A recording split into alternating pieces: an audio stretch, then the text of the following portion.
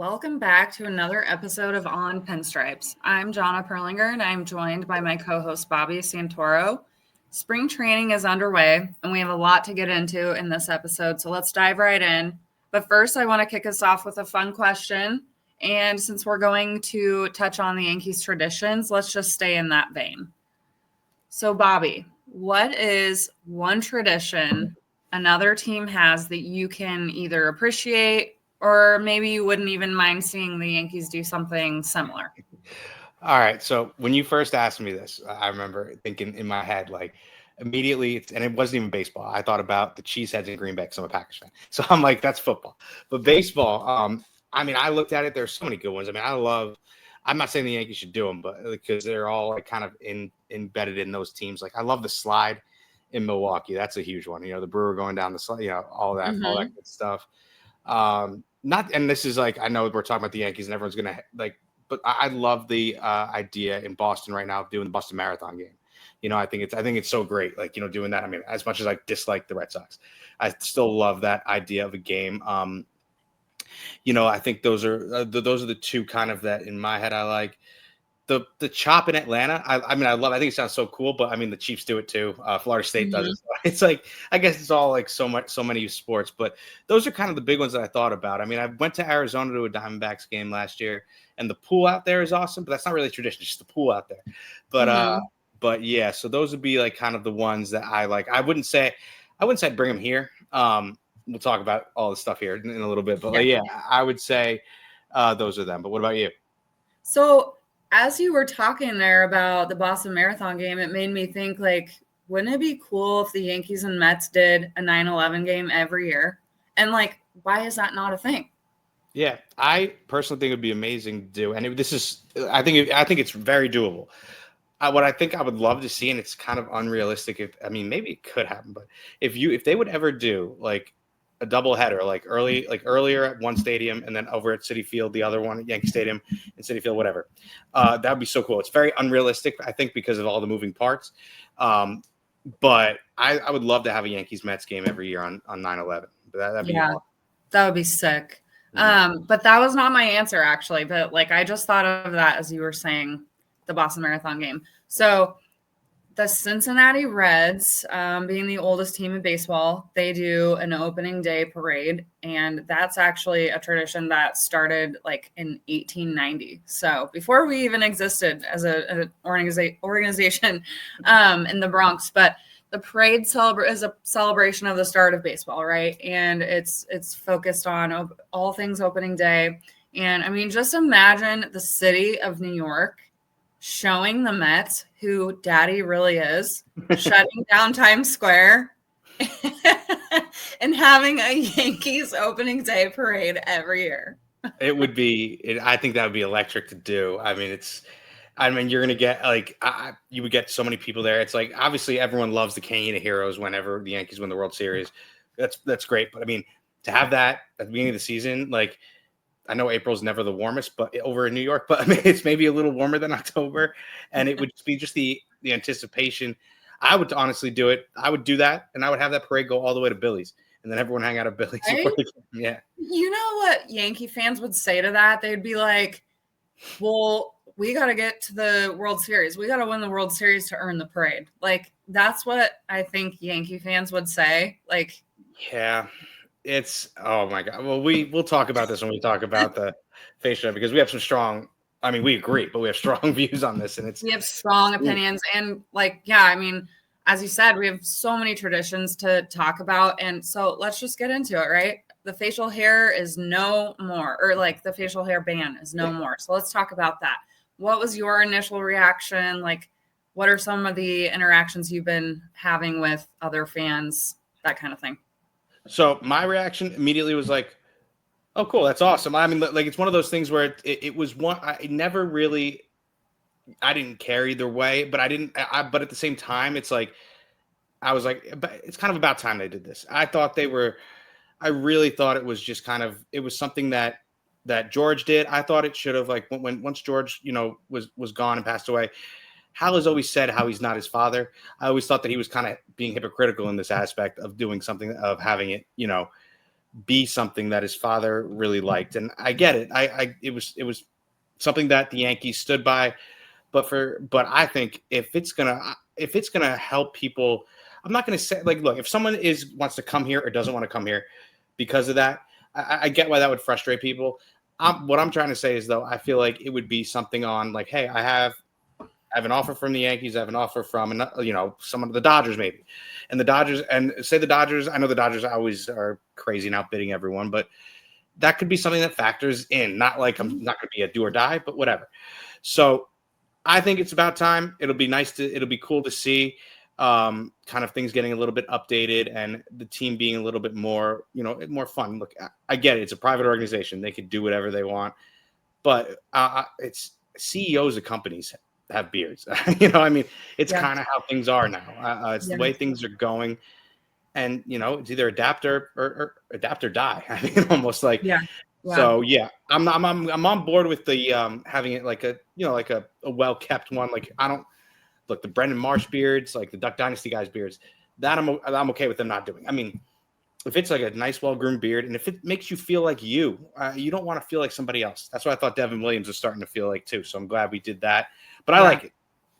Yeah, I'm for it. As I said on the Brewers Babes podcast over the weekend, it's like these guys shave 10 years off of their face. Like when Max Fried comes in, Luke Weaver, those kind of guys. And you want them to be able to like be themselves, feel like themselves. And as Judge said too, you touched on it there. If a guy doesn't want to come here because of that, it's like, well, then we don't want you anyway. And I've seen a lot of people say that. And I agree, but I said the same thing you did, where if we have, X, Y, and Z factors and other teams are now meeting us on the salary factor and other teams are, outbidding us on other factors, like look at all the things Soto demanded. And so if we're not meeting those other factors, and there's things like this that are going to fall into line that we're going to have to, kind of get there and meet the other teams on those things. So I'm for it. And I said too, these kids now, I mean, I'm calling them kids because they're younger than me, but and it's my sad reality, but these guys did not grow up in a dominant Yankees era. And so they do not appreciate these traditions in the way that we think that they should, appreciate them. Right. And that was my next point. Cause I've heard all week on the fan, just all these, everyone has their opinion, right? So, I mean, I'm not going to sit here and be whatever, but like, it bothers me to the point where everyone's like, well, I mean, if you're for this, you're against tradition, all this stuff. Like, look, we know what Yankee tradition is because we grew up with those 90 Yankees, and like, great, I get it. Let me tell you, the Yankees. I mean, look, they made it to the World Series last year. They got they had their lights blown out in that, but like, and that, I mean, I know they won a game, but whatever. So anyway, but these Yankees and the Yankees of since 2009 or since Jeter and Jorge and Pettit and Mo left, these Yankees don't have anything to do with that. It's different. It's a different team. It's that legacy, that whole thing is great, and I love it. Someone even said it best. Someone and like it's. I find it funny. Someone says some traditions are just the dead peer pressuring you. So it's like I'm like, that's actually kind of true. I mean, look, I love everything about it, but we compare everyone to those 90s Yankees. Those 90s Yankees, at least, like we were young too, so those guys were like gods to me. Mm-hmm. Yep. Probably still are. And like, but even then, like, I mean, they said they talked to other players. Jeter's all for it. I mean, Jeter, I heard a story that Jeter never actually grew a beard ever in his life until even after he retired, until COVID happened. It was that embedded in his head by George. Mm-hmm. Yeah. And he loves it. And it's the whole look good, feel good thing. I mean, you know what? If I don't look good, maybe I don't play well because I feel weird out there, So it's one of those things that'll help. I compare it to like me having to cut my hair short in a bob. Like that's probably how men feel when they have to shave off their facial hair for their job, right? I know I look like I'm 12 when I do, so I'm. Yeah, I mean, so the other point I wanted to make was I see this potentially maybe I'm thinking too deeply because I like to do that when it pertains to the Yankees, but when you're in the middle of a really intense game, right? Sometimes coaches will just do things that maybe don't make sense to switch up the momentum. So they might make a quick substitution and it's somebody maybe, you're like, what in the world are they putting that person in for right now? But it's to slow down the game. It's to change up the momentum. The Yankees have been in this rut since 2009 now. And so maybe they're throwing some wild cards out there like, hey, let's see what, let's totally just switch it up and see what happens. Yeah, I agree. You have to be, it's like everyone, it's not, New York isn't what it was those years ago too, where it's like, you want to it's like, look, I don't want to shave my facial hair, but to go to the Yankees and play for the Yankees and get paid, however, I know they get paid a lot more today than they did last decade or so, whatever. But still, I'll go to I would go if I was getting paid $300 million to go to the Yankees, I'd shave my face. I think anyone would. Yeah. But that's us. We're not but at the same time, it's like we're not, New York isn't as big as it was. You can be with social media. You can have your own brand anywhere almost. I mean, there's no real place so you don't have to come here. So that's what I think that it took them a while to adjust to, because that whole, we're the Yankees, we're this, we are the Yankees, we have a rich past, but these kids don't know that. They've just seen if they're it's not, most of them have not even been alive, not playing right now, but the kids in general haven't been alive for the last World Series, which is horrifying to me. Yeah, exactly. Or if they were raised in the mid to late 90s to early 2000s, if they weren't a Yankee fan, if their parents weren't Yankee fans, they were 99.9% raised by Yankee haters. Because during that time, if you weren't a Yankee fan, you were a Yankee hater. So if anything, they probably hate these traditions, right? These traditions. But speaking of all the traditions we have, and in that vein, we're the Yankees. We will always be the Yankees. We have things that we will always hold on to. We're going to get into this one. New York played after a win at Yankee Stadium, and thank God it's been announced that they will no longer play it after a loss, because nothing stings more than when they play Frank Sinatra, New York, top of the heap, king of the hill, after a loss. So let's get into that one real quick. It's been announced that there will be a rotation of Frank Sinatra songs, starting with That's Life. And I wanted to read a line from That's Life really quick. It says, "You're riding high in April, shot down in May, but I know I'm going to change that tune when I'm back on top in June." And I just think that is if that isn't the Yankees, except for make it we're usually riding high in April and in May, and then we're shot down in June. And then after the All-Star break, we're back on top. So I just thought that's so fitting. It is. And I trust me, it's one of those things that bothered me too. I know, listening to, Keith McPherson on The Fan too, he's been preaching this forever. And I every time I'd be driving home somewhere, listening to him, I'd be I'd say how much I agree to no one, because I'm in the car by myself, but whatever. But yeah, I think really what did it for them too is, if you think about it, the Dodgers won the World Series at Yankee Stadium, and New York played while they were celebrating on our field, winning the World Series. That, I think, that's really our victory anthem. What? Right. And another team just made it to the top, beat us almost in the sense of even that in Game 5. How embarrassing was that to go down that way too? And you're playing New York. That stung. I think that kind of really is when everyone kind of thought about it in a sense of this is bad. I don't like it at all. And, this is a bad look, a very bad look. Yeah. Well, and if we want to be the winning organization that we are, why would we play our victory song when we lose? Right. It's, so that tradition started in 1980 when George Steinbrenner heard it for the first time, tested it out at Yankee Stadium. The stadium was totally empty. And then, he wrote a letter to Frank Sinatra, got his approval. Frank was honored, and fans took to it. But yeah, now every time we hear top king of the hill, top of the heap, we know the Yankees truly went out on top. Yeah, exactly. So yeah, I love it. I mean, that's just an anthem. I mean, in general too. I remember the first time. I probably heard it before that, but the first time I remember hearing that was I was at Game 5 of the ALDS in 2001, where like not when Jeter flew in against the Red Sox. I'm talking about against the A's, where he kind of caught the ball and flipped over. The Yankees won the ALDS that year, and I remember being with my dad, like walking out with everyone, and my dad and everyone singing it. And that resonates with me with that song. So it's like I have to always, I can't associate that with anything negative. It has to be like that memory and the Yankees winning. So, yep, yeah, totally. So that's good. That's a good tradition. That's been a little altered, but really for the better. There has been too, like, just, I mean, because people have been talking a lot about the Yankees traditions in the last few days and talking about alternate jerseys. Like, is that something you would want? The name on the back, will that ever change? In my opinion, no, that is never going to change.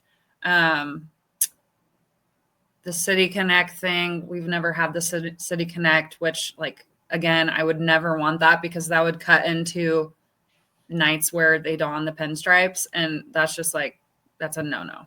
You wear the pinstripes every time you're at home because that's like the pinstripes just represents, to me, what the organization stands for. right. And then the roll call, that was something that started in the 90s, late 90s, 98 maybe. Yeah. So we're rife with traditions, and those are not going anywhere. So we will always be the Yankees, rich with traditions, and Yeah. I mean, sorry. The one thing is like, so like I get it with like the whole. I don't think there ever will be names on the back of the jerseys, and I'm with you. Like at home, they wear the pinstripes. My whole only thing is like I would assume like that one day the only thing that I would do, and I know it's like I'm not fully sold on this because of this, like, but in my head I go back and forth, where an alternate road jersey where they wear like blue tops, like not like the spring ones, but you could do like a New York one across. I don't know if the spring ones do have New York or if they're just the NY interlocking NY right now because I'm just out of it. But yeah, I mean that I wouldn't hate. But the thing is, then if you do that, then do you put the names in the back? I don't think you do with the Yankees. And it's funny you say that because I was just talking to literally a couple hours ago to my wife about this, and she was like, "I think it's so stupid." And she goes, "I know what you're going to say," because my wife, she's also doesn't really like baseball. She was brought up a Mets fan, and so I mean, like, and I'm like, I'm not going to do this right now. We're not going to talk about it. But the only tweak that I would say, I don't know if I could see it happening. That I would be like, all right, it'd be cool to do is either have some kind of blue alternate road uniform. I think you're like you said, anytime they're home, leave it at that. Leave it at the pinstripes, and but I don't think that happens either. That would be something that I'd be like, all right, I can maybe see happening. But other than that, yeah. The one thing I'll say about City Connects is, I mean, I am a little bit jealous of other fan bases that have like really cool swag, The Padres, I personally really do like their neon colors. But yeah, so that's the only thing. I'm like, I would like to have some City Connect swag. That would be fun. But I don't see that ever happening. And I don't really want it to happen. Yeah, I mean, you saw how the fan base freaked out when they put the Nike symbol on the jersey, and then now with the with the star insurance patch. So I mean, it's like I can only imagine what would happen if they ever brought that alternate jersey thing out. I mean, but yeah, I mean, I do love that tradition with the pinstripes, and I love the whole no name on the back of the jersey. It's about the team. It's not about you. Yeah. I also hate when people buy the jerseys with people with that, like with their names on the back. I did that as a kid, but as an adult, I'm like, if I'm buying a jersey, I'm buying just like I'll splurge. The authentic. Yep, exactly. Yeah, I agree. Well, yeah, traditions will always be there. We love them. We hate them, whatever. But the Yankees have a lot of them, and they always will. So let's move on to the really important stuff because spring training's underway. There's been a lot going on already. And the biggest thing, I think, being Giancarlo Stanton's absence and the mystery of the messaging around it. So, and then now there's probably going to be a DH spot available, right? So it was reported the other day that he departed spring training to fly back to New York actually on Monday. And it was initially reported that he was going to see the team physician, undergo some medical testing, and then since he's been dealing with his tennis elbows in both elbows or both arms, Aaron Boone then turns around and says the trip to New York is personal in nature. Like, what does that mean? I don't know. What personal business is there to, tend to in February in New York? Mm-hmm. It has to be something. I mean, like I had the same reaction though when I saw that. I think I saw today too. Aaron Boone's like, if when he comes back, he can tell you, but that's all I'm going to say.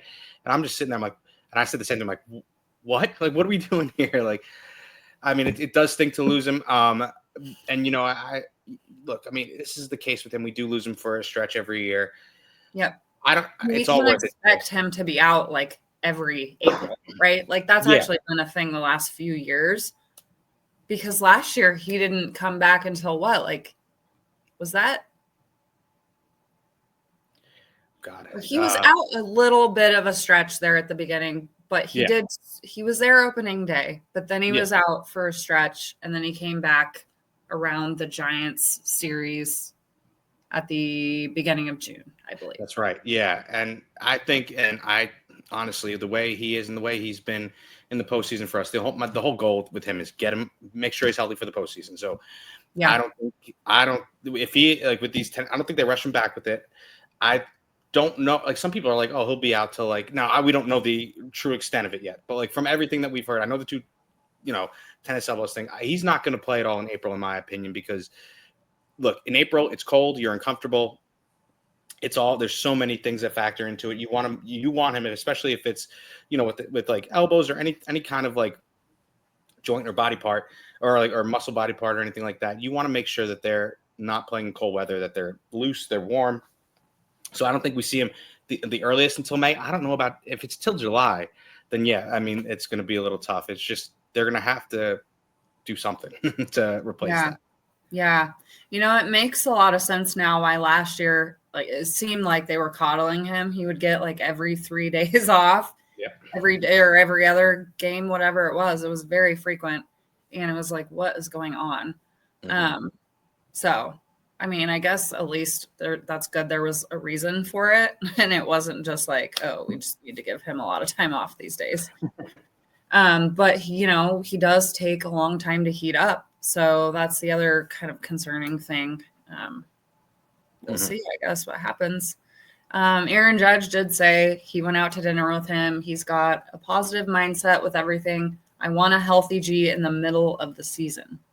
So what does that mean? Is that like, that sounds more to me like June, July. It does. And you never know with them because they always hold their cards close to their chest. So, I mean, that's when you want him healthy then. And you know how much that the team itself, the organization respects him because, I mean, with Hal even saying the other day when he talked about the facial hair thing, how he said, I went to the 3 leaders and the 3 leaders were Cole, Judge, and Stanton. So they obviously have him, high up on that. He's been here for, it's crazy to think he's coming on his 7th season, I think, as a Yankee, or maybe 6th. Yeah. Yes. Like the second longest tenured Yankee at this point, right? Behind Judge. Wild. Yeah. And so, I mean, you think about that. That's so crazy. I mean, we talked about, there are people talking last year too, especially that, I mean, I think he's bound for the Hall of Fame, but he wins a World Series with us last year with him. Basically, if we win that World Series, it's all because of him powering us all the way through and Juan Soto too. We won't talk about that, but I think as long as you have him back for the stretch run, I mean, make sure that he gets those at bats in because of the way he swings. Obviously, it looks weird, but he still hits the heck out of the ball. Yeah. So as long as we get playoff G, I'm good. Same. Yeah. I mean, he has his rough times in the season anyway. So it's like, let's just get you healthy, take the time that you need. But yeah. Do you think that the DH spot will just be like a rotating person, like maybe Judge and Goldie, and I don't know, like they'll just kind of take turns? I think that's what they're actually. I think it's what they wind up doing. Mhm. But I mean, personally, there are people like I mean, I talked about this the other day too. Like, there's JD Martinez who's out there now. JD Martinez is somebody who you're not going to pay a lot for. He can still hit some home runs over the short porch in right field because he takes the ball the other way all the time. I mean, I know a few years ago the Yankees would have loved having him when he was on that. When he was coming off a season. I think it was with Detroit at the time. But I would love to see him because guess what? If you have him and if he's not great, then once G comes back, you can cut him. Like it's nothing. Like you get rid of him out of the lineup after that, and you're done with him. If he provides a spark, then you keep him, and maybe him and Stanton platoon to keep Stanton fresh. But to me, I know that they're thinking along the terms of like keeping Judge healthy and giving him those days off. Obviously, like you said, Goldie too, and I mean the one stat that someone read out too is that when Judge the 2 years that Judge has played well in the playoffs were the years where he's actually missed significant time because he played the most games. Like he played a lot of games last year. He played a lot of games. Obviously, the year he hit 62. 22, yeah. So it seems like it shows that he burns out towards that end. So I'm not making an excuse for him because I know there are a lot of people who are still very frustrated with him, but they're going to do I really feel like they won't sign any of them and they'll go there. Third base is a different story, but we'll get to that. Yeah. I think, in my opinion, that's not where you put your money. I think you rotate, as I said, and then, or maybe give like Dom Smith a chance or Spencer Jones. I don't know. Spencer Jones, though, I will say he's got to work on his strikeout rate before they're ready to, I think, give him a shot at it. But hey, maybe Dom Smith. He went deep today. I know. He did. Yeah. So that was cool to see. I saw him play. Both those guys have a home run this spring training. Yeah, they do. So, and Dom Smith is like, like you said, he could be a spark for you. I saw him playing AAA in Lehigh Valley last year, and he had 3 home runs in that game. I'm like, really? Like, yeah. No, he can hit for power, and that's maybe what you need. I don't know. Yeah. Not maybe what you need. That's probably what you need. Yeah. So, yeah. But that, I mean, this all means too, they're going to be relying more heavily on Goldie for the power, right? Mm-hmm. Yeah, they will. I mean, you would think so. I mean, he is. I mean, look, I loved Anthony Rizzo when he was here, but I think Goldie is just a lot. He's a pro's pro. So I mean, you're going to get in there. You're going to get the best of him. He can obviously, I love his swing for Yankee Stadium too because he can also go the opposite field too. And you saw he still has some pop. I think his first spring at bat was a double off the wall. Yep. So I mean, yep. So I think defense is looking good too. Mm-hmm. Yeah. Significant improvement. Yeah. Yes. I mean, they're all I feel like I like what they're doing. I mean, and I like what they're doing with him, and they want to keep him fresh and healthy too, because this is you're getting some Yankees who are older now, and when you have older players, and I shouldn't say older because they're like our age, but like, but when that happens, you want to keep them fresh. So I mean, because injuries could come up at any time. So. Yep. Totally. Mm-hmm. Yeah, well, speaking of injury, let's talk about third base then, and DJ LeMahieu vying for the job. He took a few months off from swinging a bat to recoup and kind of put himself in the best position possible to, earn the spot back. So let's talk about that. We've got DJ Oswaldo Cabrera or possibly Oswald Peraza taking the job. What are your thoughts on that? Do you think that there's still room to make a move? Or do you think the Yankees are giving up on that and just going with what they have? So I think, I mean, right now it doesn't seem. Well, the thing is, it doesn't look like they're going to trade for Arenado. And it also looks like if Arenado winds up agreeing to go to Houston and he's amazing for Houston, we're going to like the Yankee fan, so many Yankee fans. Why didn't you go out and get him?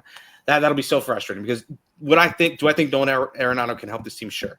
I don't know what his value is right now. So, I mean, obviously you're not trading much for him and with his salary. So that we don't know. So I can't just say, oh, we should go out and get him because you don't know what the negotiations are. But I think what they should, like, honestly, in-house, if they're going to stay in-house, personally, I think you give, if Oswald Peraza has a nice spring at the plate, like I'm not talking about he has to hit the lights out of the ball, but if he shows he can he can hit a little bit, and I want him in our lineup, and I want to give him, because if you don't keep Oswald Peraza, he's gone. He doesn't have any options left, so he goes into waivers. Someone can pick him up, and honestly, I think it's a lot better to sell a young prospect who at one point you were trying to hold on to for dear life. Exactly.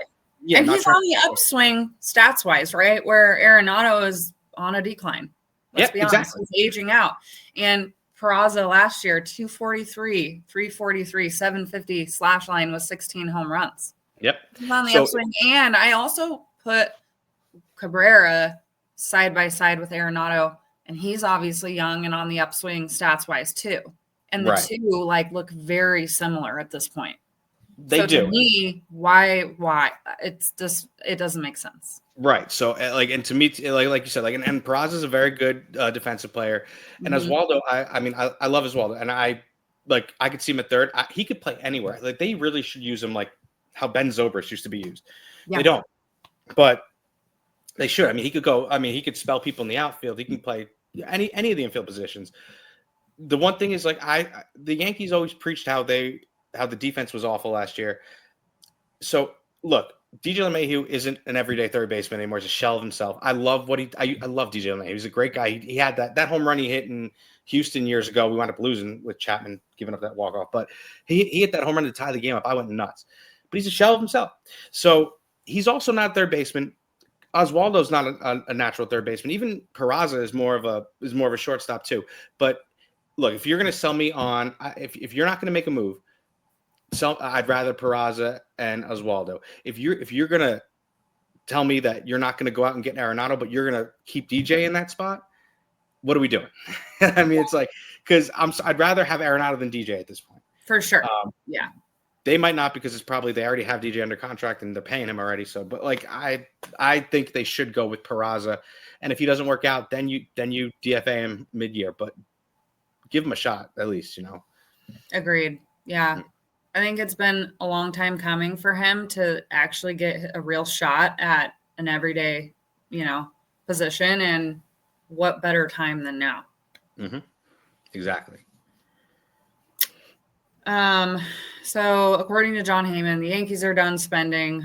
We talked about that, and I don't know. We'll see. To be determined, because now there are a lot of puzzle pieces that are missing or have been, mixed up for us. So backup catcher, that's another question mark, huge question mark. They've got Ben Rice, who was working out with the pitchers and catchers.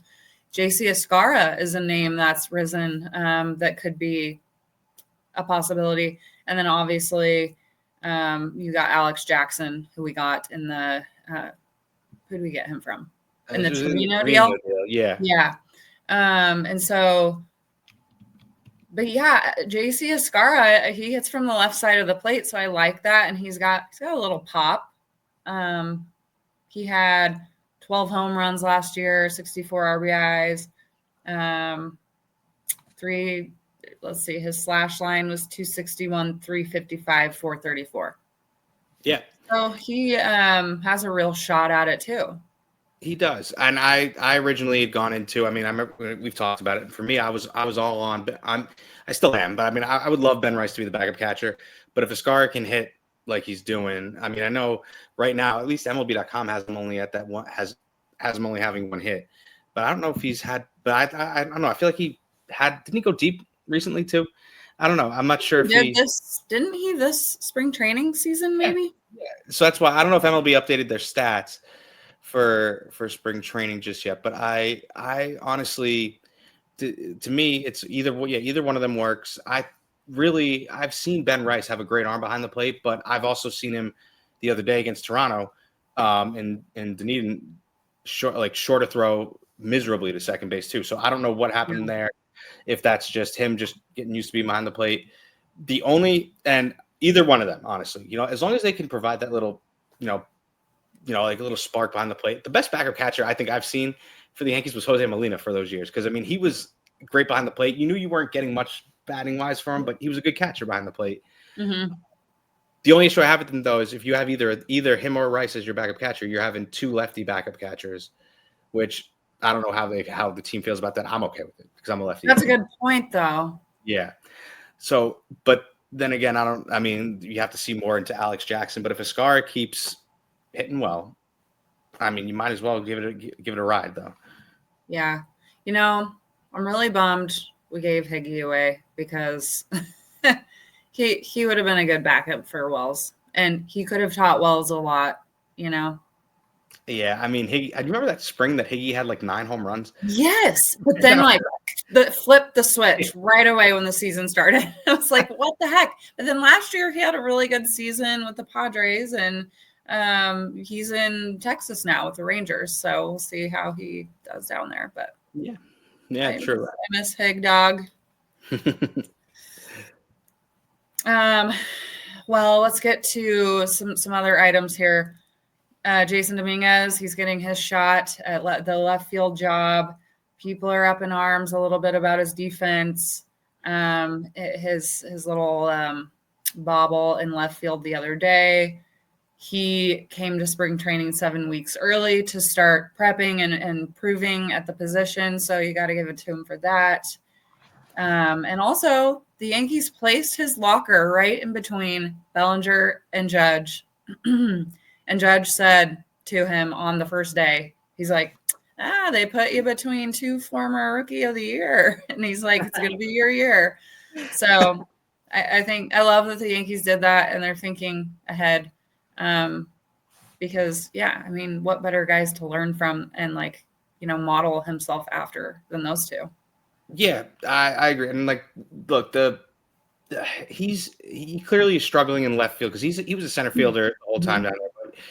But, if you're going to keep him in left, I feel like if that's going to be the case, if they're putting him in left field, you're going to stick him there now. Don't move him, and he'll be fine. I mean, you hate that happened the other day. It happened in spring training. So I mean, let's let him get it out. He's also we forget about it. I'm trying to look it up here as we're talking, because I want to get it right. He's only 22, right? So I mean, he's a 22-year-old kid. Yeah. And he's young. He's playing for the Yankees. He's this hyped up prospect. Before the sound goes off on this video, I'm going to stop it. Okay. But he's a hyped up prospect. So we got to give him time. And not only that, if you look at him, he's been playing his whole entire life up until a few years ago. When I covered him when he was in Somerset too. But up until that Somerset season, think about it. He came from the Dominican Republic. He's always played in warm weather, and even down in before he was with Somerset or with Hudson Valley too, when he came up through there, he was just only playing in warm weather. He's playing in Florida, everything like that. So the past few years in April, he struggles because he comes up here and it's freezing for us. Imagine for him. So a lot of I think he might get off to a slow start. It's just a matter of him and his mental health and getting through that, because in Somerset you get off to a slow start, no one really cares. They might get on him now here, and if you get, if you're a young athlete, and New York can be brutal sometimes, and we could be great in the same way, but you have to treat it differently because it can ruin people. So I don't want it to ruin him, because I think he's going to be a great player. Yeah, for sure. I'm with you there. I will play devil's advocate a little bit and just say, rewind if we're looking back in time to the Little League World Series. I don't remember if he missed a really routine pop fly or something like that. And I remember in that moment, I was like, oh, shoot. Mm-hmm. I was like, I don't know. Because, at the time, obviously, Doogie was struggling and people were talking about let's bring up the Martian and have him play in the postseason, blah, blah, blah. And I was like, I was a little nervous because, Doogie is a Gold Glove. Well, oh my gosh, my dog's playing right now. That's a great time for him to do that. Hey, he doesn't like Alex Verdugo, I guess, but he is an Alex Verdugo stan. He's a Gold Glove defender, and I think we're gonna miss that. But yeah, I mean, like you said, it takes he needs to get into a routine, Dominguez, and once he's here for a good long stretch, and he knows that, and it's not just oh, we're bringing you up maybe that was a little bit of pressure too. He's like, okay, now's my chance. I have to prove myself. So maybe the pressure will be off a little bit because of that. Yeah, and I remember too. It was that game too. Like it was like they played a doubleheader that day, if I'm not mistaken. And he was their 27th guy. And I remember Cashman or Boone, one of them, saying he's going right down after this anyway.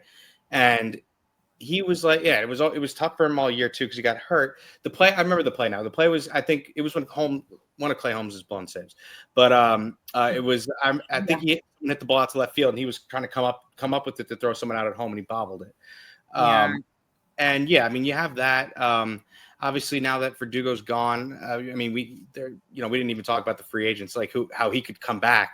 I mean, I never would have thought I'd say this when they got him. Like, I wouldn't mind him back. Like, I know people got on him too, but I like kind of his kind of swag that he brought. Yeah. But beside the point, Dominguez has to. You're right. It's like how when they brought up Volpe, we said they brought him up on opening day. Like you can't send him down.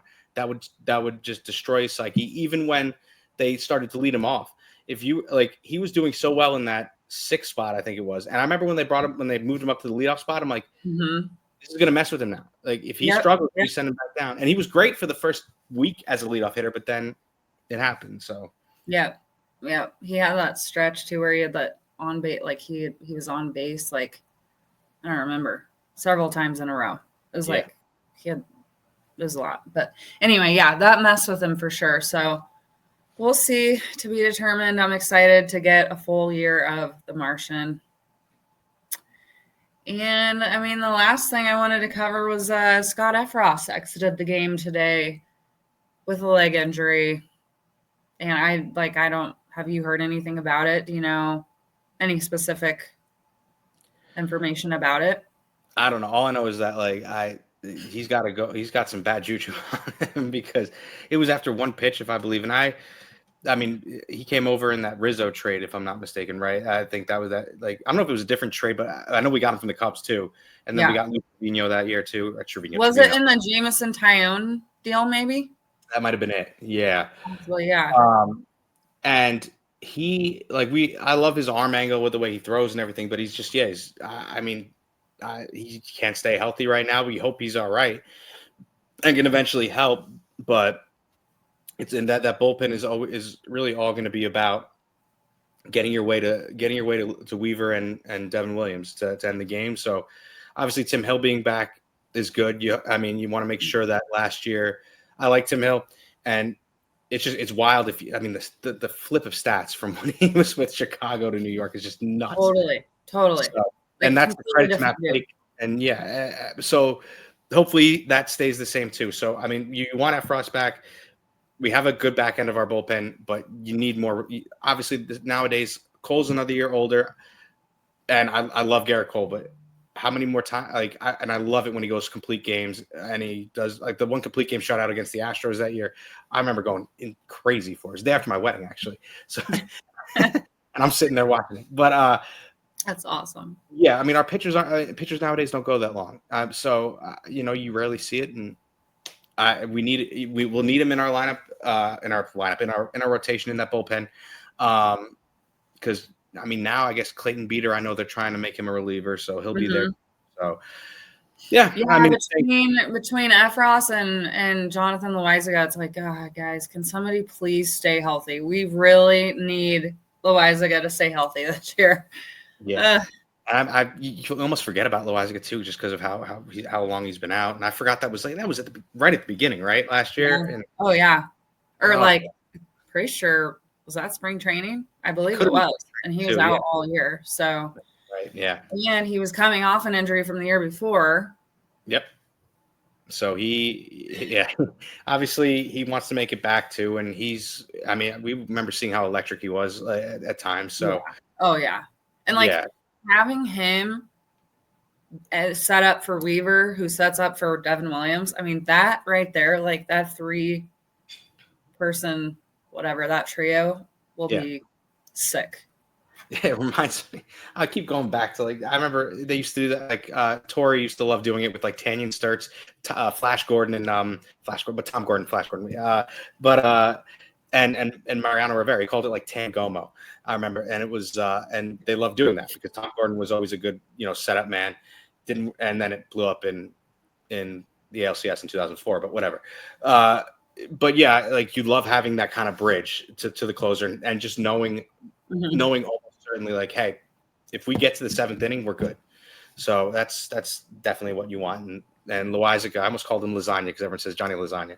I know, I always do too. And then I'm like, we're on a podcast. I should probably actually say his name, his real name. Right. So I mean, he's vital to that. So yeah, it was when he gets healthy, you want to see him come back and be the try to be the pitcher he was before he got hurt. Yeah. Speaking of the bullpen, we didn't talk about Marcus Stroman, and I know you wanted to touch on that a little bit too. So, I mean, he says he's not a relief pitcher. He's a starter. What happens if the Yankees don't dish him? Which I don't know if they will at this point because I don't know who would be interested in him. Right. There's that. There was some, I don't know how real it was. There was something, and it's not, I really think it was just like something on Twitter, someone saying they heard it. But there was something earlier today or yesterday about the Mets potentially being interested in Stroman and then the Yankees getting Brett Beatty back. I'm like, why would the Mets do that? But that, which I don't know how real that would be. And I really don't know if the source was credible that I saw. But I would hang on to him because honestly, you hang on to him. You have a 6-man rotation. If one of these pitchers goes down, yeah, who's coming? I mean, you have Carlos Carrasco, sure, but I mean, Carlos Carrasco has been Warren, yeah, and Warren's looked pretty good. Don't get me wrong. He's looking good. Yeah. Yeah. So you have him there too, but other than that, Chase Hampton, Tommy John, so it's like injuries are going to happen. I know Clark Schmidt was already dealing with something. So right. Yeah. And so you're going to want to have someone there. It's like, look, I'd rather if you dish him, you do have Will Warren to step in, or you do have Carlos Carrasco. I'm sure Carlos Carrasco starts the year in AAA. If that's the case, I don't know if he'll want to, but yeah. But if someone goes down, you have to have that little bit of a cushion there. And to be honest with you, in the Yankee system right now, no young pitchers are really close, other than the ones that we've seen so far. Because Chase Hampton was the top one, and he's not there. So I mean, I have to still take a deeper dive into some names who could maybe come up towards the middle of the season who we could be talking about. But right now, it doesn't seem like there's really anyone else because Beater is a reliever now. And yeah, so. Yeah. Yeah, no, that's a really good point. I'm good with keeping him, and I think he's fine with it. I think, he just wants to be a starter. He wants to be in the rotation, and I don't blame him. That's where he's comfortable, and he's one of those guys that's very habitual, yep. And he likes his routine. So, yeah. One other thing we didn't touch on: Aaron Boone extended through 2027. What are your thoughts on that? Look, I mean, obviously, like everyone, he frustrates me at times. The only thing is they're not. I feel like we've talked about it in the sense of if they get rid of him, they're going to get someone just like him anyway. It's not like they're going to go get rid of Aaron Boone and bring him. Who's even out there on the market that we would even get? Right? Exactly. And like, this guy knows the system. He's made the postseason 6 out of 7 times. It's like, I don't know what more you people want. I understand the frustration. There's been some really, really awful calls, but I want to say to these people, how often do you watch baseball outside of the Yankees? Because do you remember that stretch of years that the Dodgers, started making the postseason every year, and how awful some of those bullpen calls Dave Roberts made? And look at them. And it just takes time. He's young. He hasn't been at it that long, and I think he's learning from some of his mistakes. Last season, at least at the first half of the season, he wasn't messing with the lineup a whole lot. He was staying, trying to stay a little more consistent with it. Obviously, then DJ came back. Stanton was out. We had some different things in the mix that kind of threw things off, and then he kind of started getting weird with the lineup again, and we had some weird stuff with cleanup and the leadoff and stuff. But I just think give it time. I'm starting to see some improvements from him. I am too, and like let's be honest too. Like, there's a sense of like I get the sense a lot of it too is he's he's basically the one taking the the hits for some things like I think the real problem is he's getting information from these analytical guys who I'm sure they're great at what they do, but we can and like we could go on about baseball analytics forever, but like I'll always say there's a heartbeat to every game, and people and players aren't robots, so he's getting fed by all this stuff, and then he's the one who has to answer for it. So it's kind of like like with the front office too. Like what if he wanted to play Dominguez last year, but he's hearing from up top like, hey, we signed Alex Verdugo, we have Alex Verdugo, he's costing this much money, you have to play him. So I mean that could be happening, and we don't know. He does make there have been decisions that he's made that I get crazy about too, but at the end of the day, like you said, he's won over like he's been in the playoffs all these years. He's won an insane amount of games during the regular season. I know we're the Yankees. He's got like a .584 winning percentage in his time here, which is in his first, I don't know, several years. I want to say first 2-3 years, maybe even just first year. I don't know, first couple of years. I read something. He was like the third winningest manager or something like that. I mean, I don't know. Don't quote me. I wrote this in my article, but yeah. Well, that's the thing too. It's like look, I get it. Everyone has its World Series or bust for us. I'll counter with that, and it hasn't been for a while. I mean, it's a different team, and look, we are the Yankees. We love it, but we don't. But I hate when everyone says, "Oh, like, well, we're the New like any." It's like Game of Thrones. Anyone who says that they're the king isn't a real true king. Like everyone, you should know. You let off that aura. Like so, it's like that's what I hate when people talk about things like that with him. It's like I get it. We did well during the regular season, and yeah, look, our goal is to win the World Series. That's everyone's goal. But think about the years with when there was one year with Joe Girardi that we had our infield of being like Lyle Overbay and Jason Nix. This was on the team at that for a bit. Travis Hafner, like. So that I think about that. Those are the dark days to me. Like that. That's Vernon Wells in center field. But like, so. I mean, look, that year, it was nuts. He's at least gotten us. Missed the playoffs the year before, not last year. I keep thinking it's still 2024. 2 years ago. But look, we bounced back. We got to the World Series. A lot of it maybe could have been because of Juan Soto. But look, this is the other thing. He's gone. He's a Met. I'm done talking about it. Like he's there, whatever, and he'll be there for a long time. Now it matters what we do now. We don't linger on it, and I think the players love him. And yeah, it's going to drive us nuts. I'm sure we'll be on here many times this year, like being like, why? Why did he do that? But you know what? It is what it is, and I have no real issue with it at this point because I think they would just bring someone in like him or someone even more of like a puppet than they play him out to be. Like I'm not calling him a puppet, but like I think Well, and if you think back to the first few years he was here, the Yankees were so entrenched in trying to model themselves after the Rays, with their analytics and stuff. And so it's like, I mean, to your point, I think a lot of it was just he was a puppet to, to the analytics team for sure. And now I think he's had more experience and he's getting more because he's not maybe he might be looking like an analytical manager and he's doing this analytical stuff, but don't forget he was a ball player back when we watched when we were younger. So and obviously comes from a baseball family. He knows baseball. So it's a matter of I think it's a mixture of both, and I think we'll see him kind of be more himself too because he's it's not his first year managing anymore. He's been here for a while. And as the longer he's with him, the more they keep extending him. I think the more confidence he'll get in making his. And probably the bigger, the longer the leash gets with the Yankees and then him, Yeah. Mm-hmm. And he's got a great rapport with Judge too. That's the big thing. Yeah. Mm-hmm. So that's it. We covered a lot from Yankees traditions to spring training to storylines, and of course the ever-evolving mystery that is Giancarlo Stanton. As always, we'll keep an eye on the roster battles, the injury updates, and everything else happening in camp at opening day or as opening day gets closer. Make sure to follow us wherever you get your podcast and connect with us on social to keep the conversation going. Until next time, for Bobby Santoro, I'm Jonna Perlinger. Thanks for tuning in, and as always, go Yanks.